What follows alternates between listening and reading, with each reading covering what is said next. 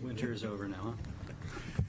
And on that note, we'll call the Site Review Technical Advisory Committee work session to order for March 12th. Welcome, Sean Wheeler, sitting for Pat. That's me. We have a quorum, and our first item of business is 15 Middle Street for site plan review.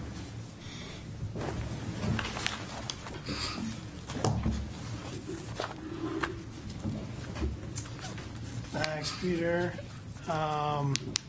So 15 Middle Street, this is the old Salvation Army. And if everyone recalls, years ago, back in 2019, we were before the board, we were talking about different ways this could be developed. We were looking at valet parking, off-site parking, and then it morphed into, or downsized really, into a development that did not require parking. So they've actually built out the first and second floors. They've been in operation for a while. They're doing great. And now the owner would like to put 3 units on the 3rd floor. So it's kind of unusual that we're before site review, but it is a requirement to do this, and that's based on previous agreements of how this would go along. Typically, on our plans, we have an existing conditions and then a site plan. We're not proposing any site improvements. But we did want to sit with you and go through any comments you might have. All right. Short and sweet. Yeah. So there are no, all the dormers were put on back in 2019, right? And so there's no exterior. There's no exterior work, no site work. No It's just going to be utility interior. improvements, no utility upgrades or anything So that was done in the past. in preparation for this? Yes. And you know, there's a restaurant that's open, so all that, you know, went through the code review process. So there was a lot of utility upgrades that have been in place for quite a while now. And how are people going to get to the units, the 3? There's stairs and elevator, but I think the main access would be right from the front door, not from Porter Street. yeah, no, that's right. So they go in the front entrance and there's a stairway up to the units? Yes. There's a stairway. One stairway and then 3 units with doors like a hallway, or how is that going to be? So there's a stairway right by that front door. And then as you travel back, there's an elevator. And a back stairway also.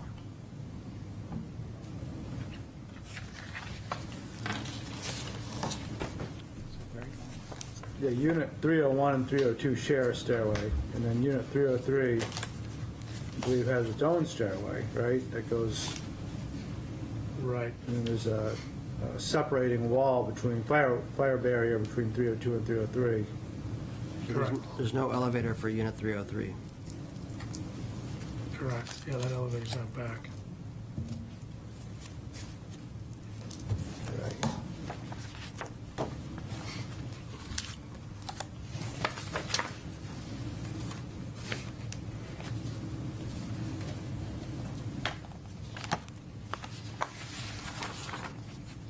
I don't have a lot of questions. I was trying to, thought I was pretty good. I came up with that one. That's good. I have a couple comments, only because, you know, I walked into this project a couple years ago, and it was well underway, and there's a lot of back and forth in the permit, in the portal, kind of explaining what the builder and the owner was doing with that 3rd floor. And then there's an agreement, probably most of you know, and I'm sure that Attorney Durbin is aware of, stating that the third floor, of course, without site plan approval, can only be used as an attic, as an unfinished space, but realizing that it would be complicated to add in accommodations for mechanical, electrical, and plumbing after the first and second floor were completed, we allowed them to install some of the rough-ins for the future concept of the 3 apartments. And I just wanted to be clear, like, as this goes forward to the planning board, that the opening letter, or the letter from Attorney Durbin stating that on the last page that the framing, electrical installation, related improvements to the third floor are complete, period. They're absolutely not complete. In the agreement from the planning board into the owner was stating that the third floor could be insulated and sprinklered. And the insulation happened to be the spray foam. So while we were up there, we realized that they were making the situation even more dangerous because spray foam is extremely flammable and noxious. So we had them cover all that up with drywall. And in the moment, we agreed, the inspections department and the fire department, they could essentially drywall the entire third floor, because why just drywall the areas where the insulation were? It was a lot easier. They had the workers there, they had to boom the drywall in, but the third floor is not finished. There's no fixtures, there's no lighting, you know what I mean? It's not that easy. So there will need to be a building permit applied for, and a substantial amount of work will have to be undertaken in order to get it to the finished stage. So I just want to be clear Yeah. that planning board is like, oh, it's already done. No, it's not. Yeah, we can clarify Okay, that in a thank letter you. to the Yep, planning board yep. too. Yep. I don't disagree either. Sure. Yeah. Right, yeah. I think it was just the wording probably they Yep. used. And these are apartments for rent, or is that not specified? Yeah, I know Jay's planning to, Jay McSherry is the member owner of the property. I know he's planning to keep the apartments, at least Okay. for the time being, yeah.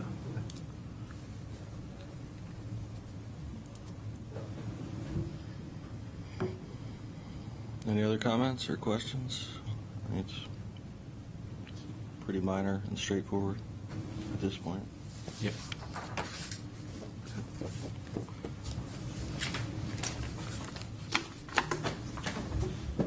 Anything additionally we want to see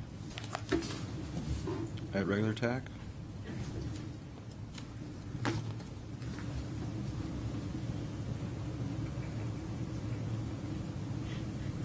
Do you need to see a first floor plan? So I was just thinking about that. I mean, I know that the fire department and inspections department, we've been through that building so many times, and we've gone over proper exit, ingress, egress, and so, like, I'm confident that they have everything covered from life safety perspective. So I don't need to see any additional floor plans or elevations at this point. We will, when the building permit comes through, to actually do the fit up for those units. At that point, we're going to want to see a life safety review, which they probably already have, because we've already been over this so much. But from the planning board perspective, I don't know what else they would need. What's the story on the dumpsters here? They're not your dumpsters? Are they just dumpsters that are shown? What's the trash? I guess maybe that's a better question. What do you do with trash for the inn and for the apartments?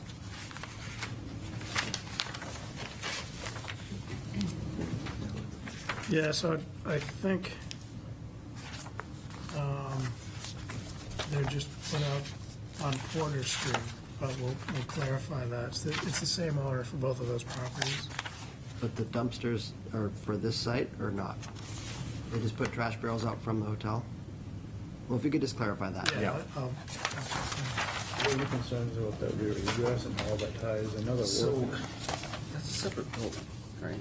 Because that's part of the goat. So the rear egress for the goat, there was some electrical work, and where the services came in, I don't know what serves what necessarily back there, but that was kind of an unfinished project. And Shantae and I, was that, a couple months ago? Yeah. We swung by there just to see what the status was, and I think their Bridges Electric is there, like tying up, finishing up back there. Okay. But I don't, to your point, I don't know if this is actually related to this project or if it's completely separate.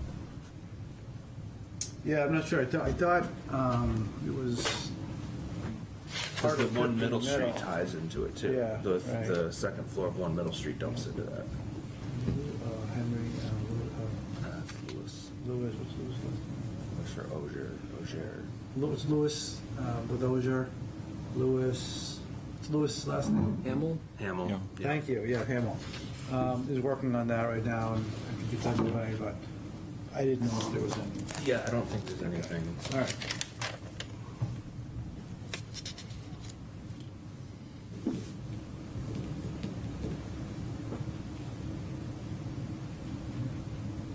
All right, if there are no other comments or questions from anyone? If it's condos, you more than likely have to have a separate water meter for each of the three, but it sounds like apartments, so not required.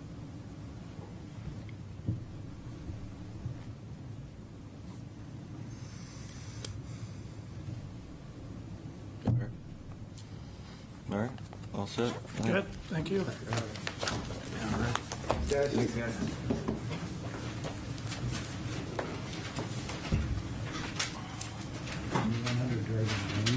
That's an insane. It's massive.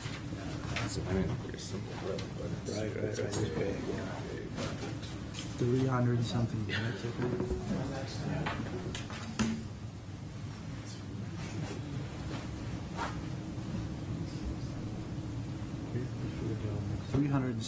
rental housing units. 17 buildings in total. Jack the entire building up. Maybe you got one. A lot more practical. Market rate. I didn't see it. That'd be a good question. Next up, we have 100 Durgan Lane. Come on up.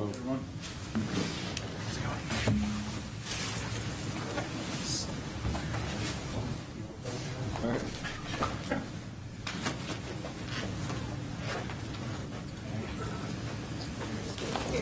You see what?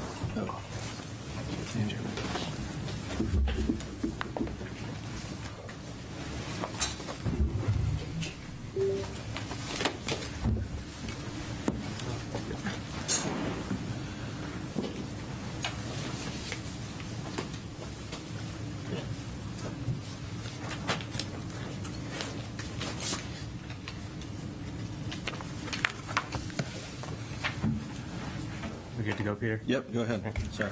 All right. Good afternoon, everybody. My name is Brett Benson. I'm a principal at UTEAL. We're an architecture and planning firm out of Boston. Here with our client team, Andrew Hayes from Eastern Real Estate, Neil Patrick from Ty and Bond, Nick down there from Aceto Landscape Architects, and John Bozen, our counsel. I just want to give a really quick introduction to the project and then hand it over to Neil, who's going to go through all the details. If you could advance to the next slide, whoever's in charge there. Thanks. So we're proposing here a 360-unit rental apartment building. We 100% want to conform with the current zoning. So that means a collection of 24-unit buildings across the site. We think that's going to promote a very sensitive scale on the site, one that has an emphasis on public space and good urban design to promote a feeling of a neighborhood within this site. It's a larger site, and we absolutely want to feel like this has a sense of place and a sense of connection with Portsmouth as a whole and with the surrounding areas.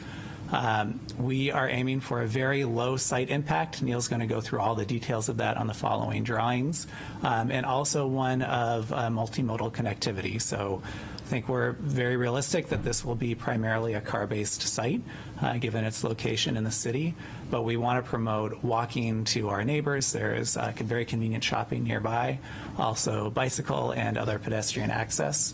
And as we'll talk about in just a moment, we've also reached out to Coast to talk about a potential bus stop on the site. And we also are exploring a lot of sustainable building strategies. So this will be an all-electric building complex, and we're looking at a number of highly sustainable site strategies that we can get into a little bit if you have any questions. So I know we're on a tight schedule, so I'm going to hand it to Neil to go through the next few slides. Yeah. So to date, this is sort of a list of things that we've already done to this point. We had conceptual consultation with the planning board 2 or 3 weeks ago now.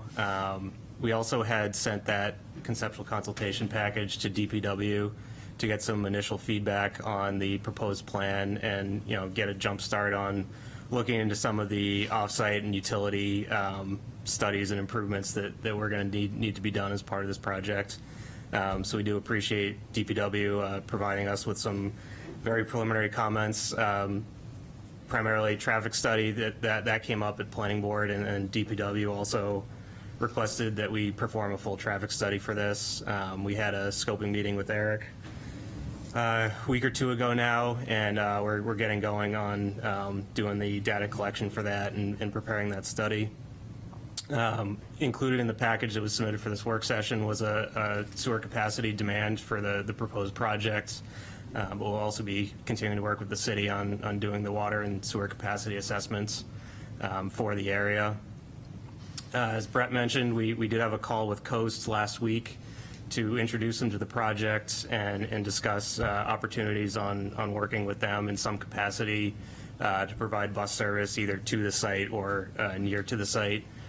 They're going to be kind of looking into their routes and looking at the viability of different options for bus service in this area in conjunction with their current service that they have.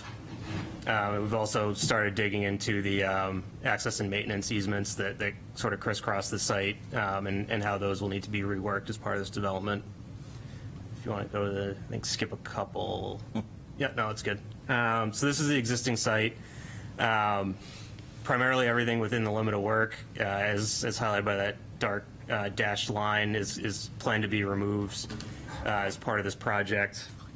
The existing former Christmas tree shop and Bed Bath & Beyond building will be demoed along with all of the pavement that's out there now, as well as the existing utilities, utility infrastructure on the site. Thank you. Yeah. There's a couple or things I want to point out. There's a sewer force main that comes from a pump right there that runs into the site and into the gravity system. We'll need to rework that as part of this development, likely running it down what will be the new access road. Same thing with the water. There's water that loops through from Durgan, takes a sort of non-direct path through the site, and then eventually comes out the Motel 6 access drive. So we'll be looking to rework that as part of this as well. If you go to the next sheet. So this is the site plan as currently proposed. As Brett mentioned, it's a mix of 24-unit buildings. They're a mix of 3 and 4 stories. This center building is proposed to be a community building. Is that 1 or 2 stories? To be determined. To be determined. But so the idea is you'll come up Durgan Lane. This main entrance drive into the site will be the primary corridor into the site. So this is going to be a large focus of the landscaping design to make that a really inviting entrance into the site with the community building right there when you first come in. And then again, open spaces throughout, pathways. We intentionally designed this center common area in the middle of the site for recreation and gathering and some good outdoor space centrally located. And then as these building designs are starting to come together, they all, or not all of them, but a lot of them have these entryway alcoves, which will provide a little bit more private outdoor space for the residents, sort of outside of what will be the public community space. On that, this project will require 10% community space as part of the development site standards. The current plan as proposed exceeds that.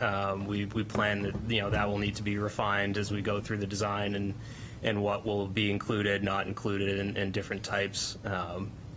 Further along, we do have a community space exhibit that we can look at quickly. If you want to go to the next sheet.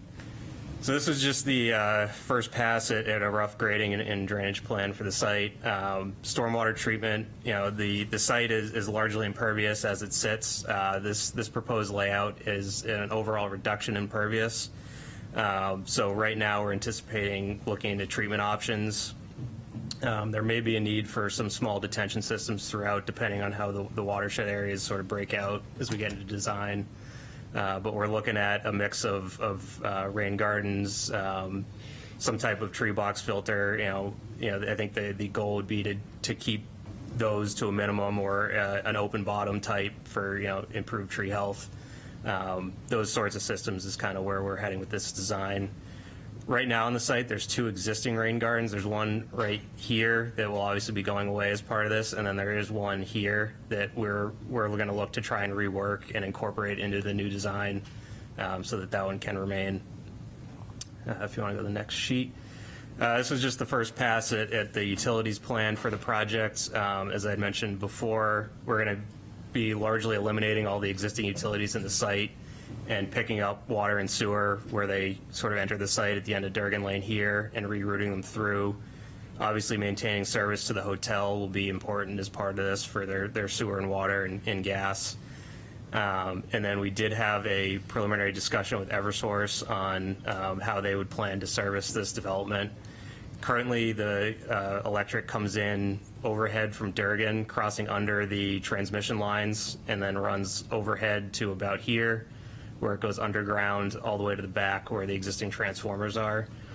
Eversource indicated that they would be looking for a second connection point onto the site, and identified the overhead service behind the existing hotel as where they would look to potentially tie in that secondary connection so they could have a loop through the site. If you want to flip ahead a few pages,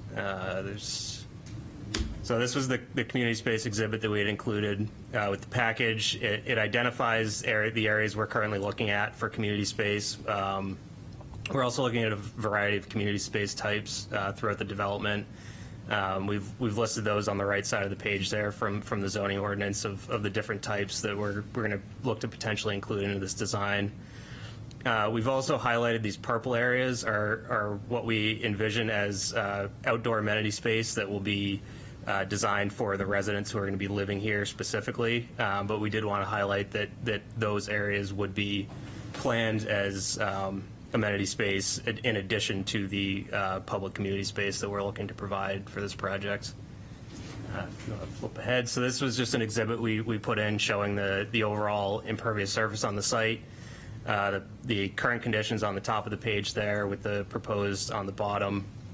And there is an overall slight reduction in impervious surface as a whole. And if you go to the next sheet, this highlights the wetland buffers that are on the site. The current site has impacts within the wetland buffers, and this will need a wetland CUP for either reworking some of those impacts, or there's a reduction, I believe, in the 0 to 25 and the 25 to 50. The current plan as drawn right now does have an increase in the 50 to the 100. We are planning on submitting for a work session with the Conservation Commission to get their initial feedback. And as the design sort of gets refined, we'll look to make an improvement to that number as well. So we also had included some fire truck turning templates throughout the site. I think there was 2 different sheets of those with various turning movements throughout the site. And then the last couple things we included were the sewer demands memo, as I had previously mentioned, and we had also provided our preliminary trip generation analysis, which compared to the existing retail spaces was actually a reduction in most of the study windows, with the exception being the weekday morning. But again, we'll be looking into that in more detail in a full traffic study that will be included when we come back for a formal submission.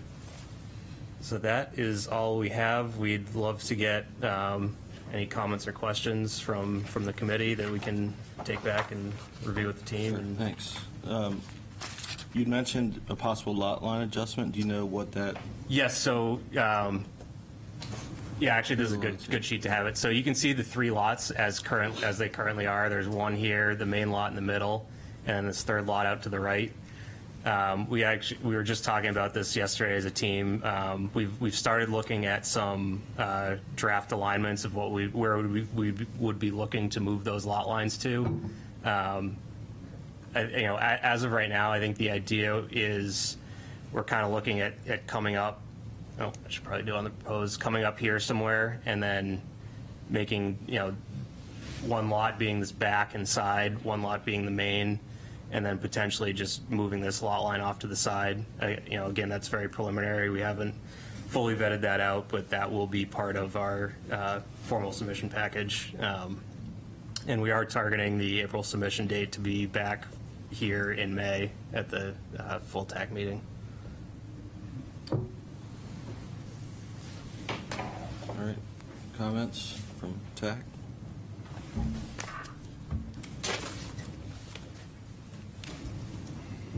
What's the plan for snow removal, generally speaking, the storage area?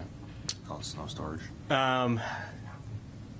So we do have some open spaces on site that we would look to utilize. I think anything outside of that, the way we would typically note it is that we would identify snow storage areas throughout the site, and then as those got exceeded a certain height, they would have to be hauled off site and legally disposed of. I imagine this will be similar to that, which is what we've done on other projects. So you'll call that out on the Yes, plan, yeah, we'll identify snow storage areas to the extent we can, and then anything in excess of that would need to be hauled. And if you put it in the buffer, can you just make sure it's got like a berm or something, so you're not, just know that it's not draining into the wetland, but filtering through the ground? Yeah, we typically do look to avoid snow storage in the buffer to the extent that it would be. I'd agree. We'd look to have it graded so that it's pitching back towards some sort of collection system where it could go through a treatment device, rain garden, whatever the case may be. Yeah, or even the ground. I mean, We will be doing. We will need a site-specific soil report for our AOT permit, and part of that will be doing some infiltration testing. And ideally, if the site is suitable for infiltration, that's what we would like to head in that direction. But we just don't know yet. yeah. Okay. And then how about the garbage? Will it be a dumpster type setup, or will it be their collection? Or? We're still working through the details on the operations, but right now, what we're currently contemplating is each building will have an enclosed disposal room, and then likely we'll have pickups throughout the site. You have plans for solar? We are evaluating that. We're still relatively early stages, but that is very much on our list of things to explore.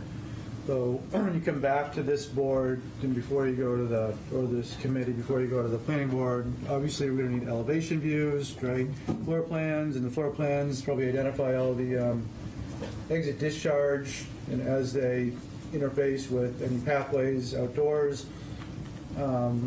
Make sure to designate, eventually, just be mindful of, we will be looking at the different units, type A, type B, full accessible units, right? Make sure that we comply with all the requirements for accessibility. Probably should show the mailbox clusters if you're going to have those, so it doesn't become a scramble at the last minute to identify where those go.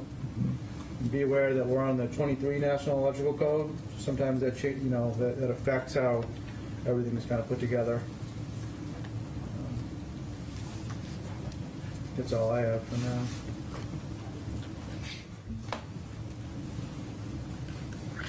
Anything? Well, utility-wise, they already kind of have what we need to even start a review, so I don't think we're prepared to even delve into that. But certainly, I'm not loving this layout, to be honest with you. The issue primarily is the access to the outlot, the hotel lot, which was there before anything else. And it's just dragging people into a hotel that, so they're not from the area, through what will become a residential development seems short-sighted, for lack of a better word, for not impacting that very small part of a wetland buffer zone that is probably a part of a swale. That road that is still there is part of the old Durgan Lane that was there, and I would like to at least explore the idea of dragging the access road so it lines up with that access aisle that goes to the hotel instead of bringing it into the center part of the residential area. I just think the layout is not quite what it should be. I'll be honest with you. Dave, are you talking about this access here? Nope.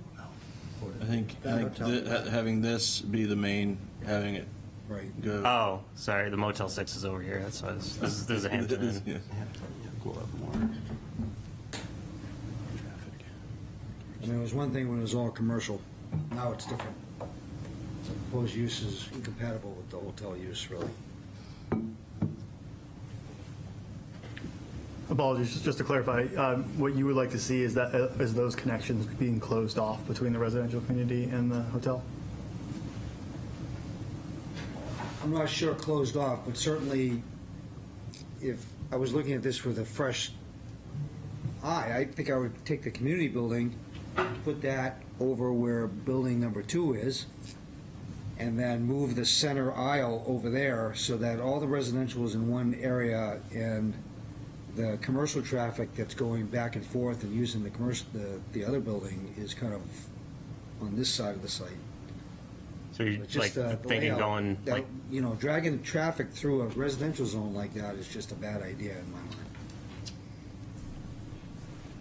There is a lot of grade, and as you notice, there's wetland on that side to consider, and Oh, yeah, I know that. yeah, Yeah.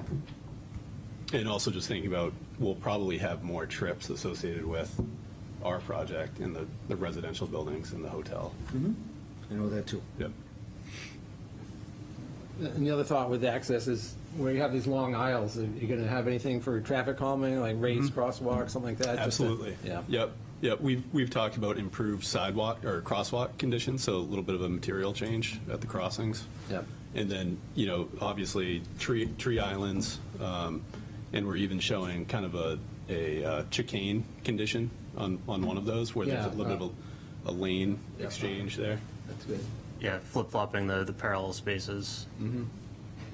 Yeah, and the intent is that we think most of the traffic is going to come up along Durgan entering the site, and the idea is that you have your first view into the site is up along that, what we're calling the main street. It's kind of running north-south, and that's intended to be very pedestrian-oriented and counting toward our open space. Are the islands shown on the turning radius? Yep, there. Like, are you just referring to the bump outs? Yeah, just the tree islands, yep. Yeah, no center medians or. Can I ask a little bit more about the hotel question? And is the concern more about bringing commercial traffic into the new residential neighborhood, or is it about, okay, so not so much wayfinding as just having kind of newcomers to the site traversing the residential area? Just incompatible uses.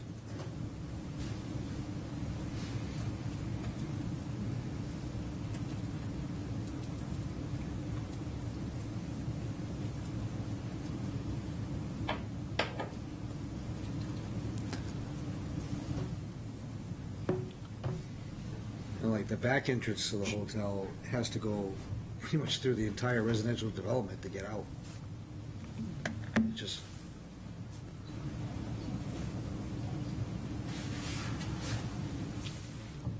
Where is the main access to the hotel? Is it?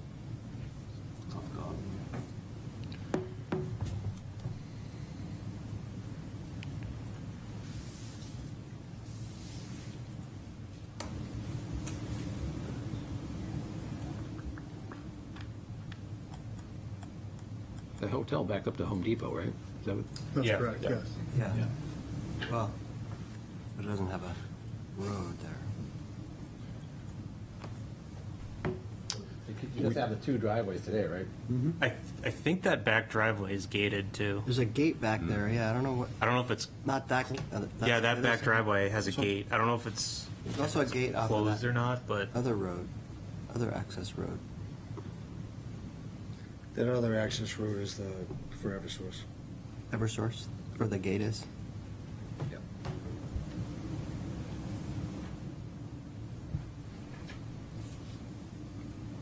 We did study, and we could take a look at it again, kind of along that Main Street, the Durgan extension, including a curb cut and a driveway that goes. Here? No. We're kind of flipped upside down now. Yeah. But, if you extend Durgan in, following Durgan extension, after that, essentially after that first building, we looked at aligning. Yeah, where are we? it's a button. There you go. Yeah. Sorry, it's not working. Just hold it. There, access. There we go. Take a second. We did look at a driveway right there at one point. We chose to do this because we really wanted to design this as part of the community open space to qualify as the Main Street condition.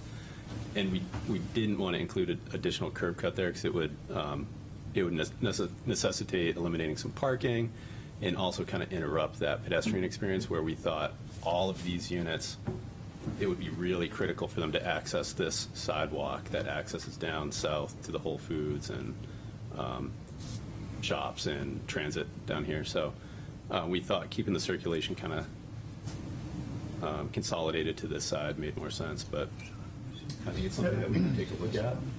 Agree. Yeah, we can certainly study it further.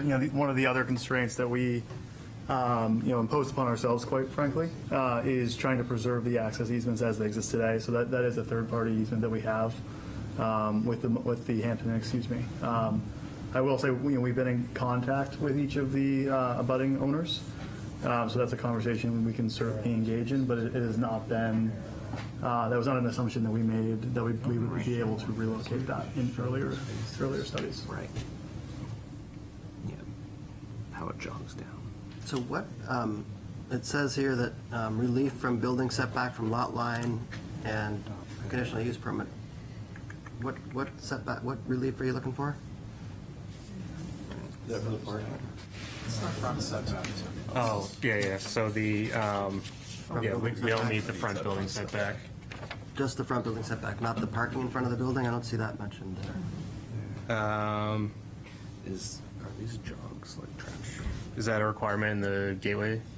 I thought that was Yeah, to have parking can't be in front of, closer to the street. I think what we had talked about internally, and I think we talked about it with you all as well, is that front bank of parking would essentially be, and correct me if I'm wrong, could be publicly accessible parking. Protect the parking.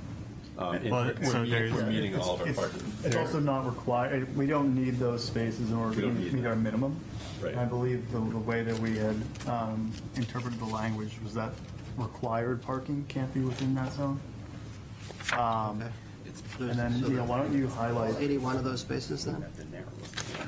I believe that's correct.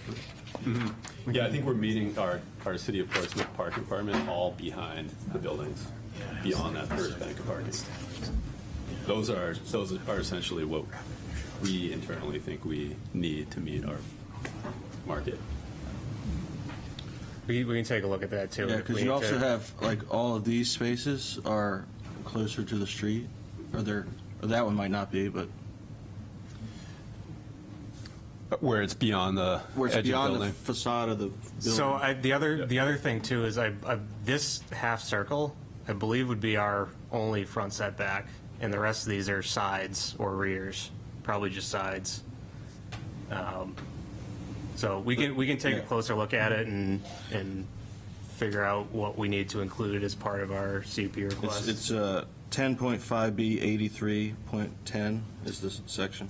I see your point, though, on the parking being beyond the face of the building. I think that could just be a matter of sliding the building and maybe eliminating a space or something. That's, I think, a minor detail that we can pick up. Isn't that different in this zone, though, with like the perimeter buffer and how that all applies? Well, that section's in the gateway Yeah, I'm just looking at this. I have to pull it. What was the section again? 10.5B 83.10. Okay.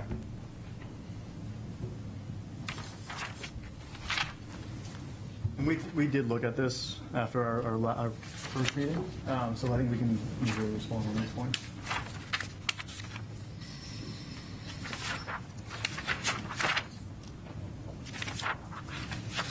Yeah, the one we had listed here was front building setback from lot line.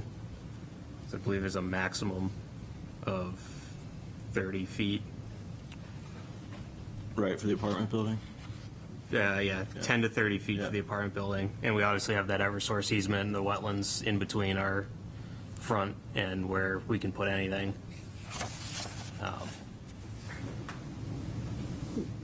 Yeah, We're also planning on some community space in that front setback too, right? Yep. There, which we thought would help provide some relief for that front setback requirement. Because doesn't that parking fall outside of the perimeter buffer? Yes, it would. So, if I'm just reading the reg, it says, off-street required spaces shall not be located between principal building and a street or within any required perimeter buffer area. Yeah, it's the principal building on the street. That's the frontage piece. So the street's Durgan. Everything else is private. Right, but that's, Driveway. Durgan's a street, right? So the parking's, that's what we're talking about. Between Durgan and the buildings. The offset is that radius right there, right? Right, so the. Yeah, it's just hard to, because Durgan's running sort of perpendicular to everything Right. else that's off Yeah. to the sides. But what's your frontage? It's You that- have- That half circle on Durgan. But just the little street Yeah. part, right? So Yep. that's between, that's what we're thinking it as. So we're probably gonna ask you for a turnaround there too, because right now we turn around in that little parking lot that you're removing, because we plow the street and that's where we end. So we'd probably like to put a cul-de-sac, and ideally, like I mentioned already, from that point, you'd have one road going into the development and one road going toward the hotel. So that there's totally separate areas. Or Extremely the challenging to hotel park, can Dave. come off that other access road, I guess. Dave, the Concom's Okay. never gonna let us bring up a new road through the wetland and the buffer like that. Yeah, I know. Not saying it's easy.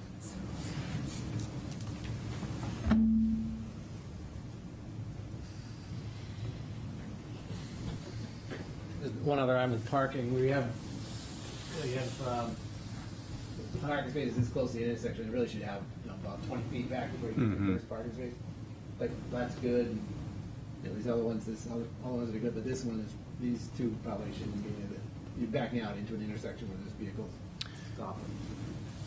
Yeah, and that's where we've been, I think the point's well taken that, we want to have a good buffer to parking and then also some, safe setback, right, where there's some maneuvering space. Yeah, longer throat. And obviously, there's some gray area here where we're designing these essentially as to act almost as streets, but they're not. They're private driveways. They're parking lots, right, essentially. So we'll continue to fine tune it anyway, yeah. Then you say, it looks like you're crossing here, the crosswalk, and then the sidewalk goes up this side, or I thought you said this was the main sidewalk, but. Sidewalk, both sides. Yeah. Both sides, yeah. This alignment here is a little off. Yeah, we can tweak that. Yeah, if we have to shift that parking, that'll help align that sidewalk. Yep. Good point. Yeah, we brought it down. We have to cross the existing sidewalk on Durgan's on the Whole Foods side, so we have to cross at some point. Yep. And with that community space on the right as you come in, plus the community building, we wanted the sidewalk coming onto the site on the right. And we just need to flip it off to the other side before we get down to that Whole Foods where the sidewalk ends now. This side, this edge is obviously highly constrained by grade. There's 8 to 10 feet or so of grade change there, and there's a pocket of wetland right there. So adding additional sidewalk and widening and driveway there would be pretty difficult. So we're keeping the sidewalk attached through this side and then crossing here. We need to provide a sidewalk up to the hotel too. Sorry, what was that? Sidewalk to a hotel as well, so people can get out of there. Some sort. So I think you might have touched on it a little bit, but in terms of getting the public there to get to the community spaces, the idea is that they'd park in those front spaces and they could walk around through there. Is that the thought? I think we're prepared to make those available to the public because we don't, like we said, they don't That's meet correct. our parking. Yep. You know, they're not necessary, I guess. For And they could our also walk requirement. in on the Correct. sidewalks there. Exactly. Yep. And will there be signage to let them know that it's, There will, yes. So that is one thing that we are very focused on, making sure we've got clear wayfinding signage, both to the site and through the site, for the public as well as for residents. okay. And then, there's a lot of housing here. Is there any plan in terms of affordable housing or some kind of Our plan is housing types that you've thought about? Sure. So as Brett mentioned, we have a mix of 3 and 4 story buildings. And as a result of that mix of buildings, we believe we're going to have a wide range of price points that we can offer. But our plan is to offer 100% market rate housing, but within kind of those different configurations, which we believe will hit a wide breadth of the market. Okay. So no below market rate housing. That's correct. Any plan for EV charging stations or anything? We are also studying that along with the solar as well. Yep. I know easements have been brought up a couple times. One plan set will need to be on what easements are on the site and who they're to, just specifically. Yep. It actually might be good to have 2 easement sets. One's the existing easements and then one's for what's going to go forward, because there's a Yes. lot of easements out there now, as we know, There are. as you know. Yeah, and I know in other projects too, we've done separate sheets for access, utilities, and community space, because with the number of easements we're going to have here, it gets muddled pretty quick. Yeah, there's a lot of overlap. Yeah. That would be helpful. One more question about the noise overlay. Do you guys have that under control, or you understand what? Underway, yep. Okay. We've engaged with an engineer, and that work is, that study is underway. Okay, great.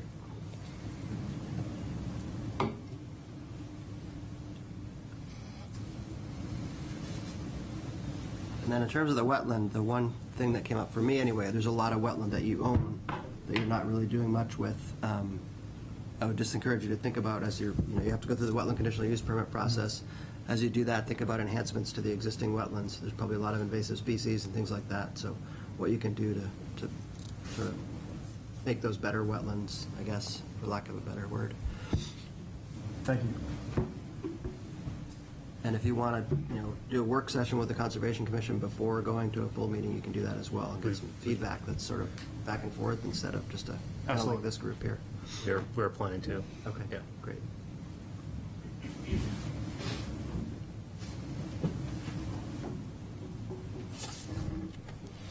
And I think as part of that, you guys typically do anyway, but we would definitely like to have a site walk with them as well.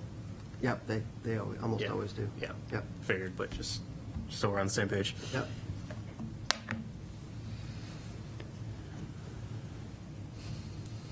And I'm going to put another plug in for under building parking. If you take another look at that, it'd be helpful to just, that's going to come up, I'm sure, from them, the Conservation Commission, maybe the planning board as well. So I know I brought it up with you guys before, but it seems like a great site for that. I don't know, obviously I know it's a numbers game, but it's really an important thing to reduce that impervious surface, especially in this area. Understood.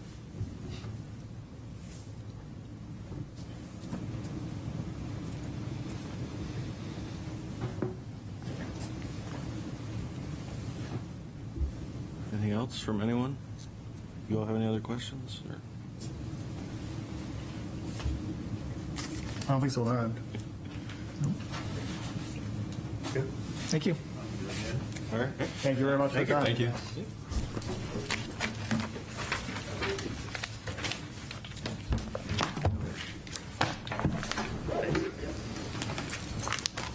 Trick laser. Operator. All right, that's that. We'll adjourn the work session 10 minutes early.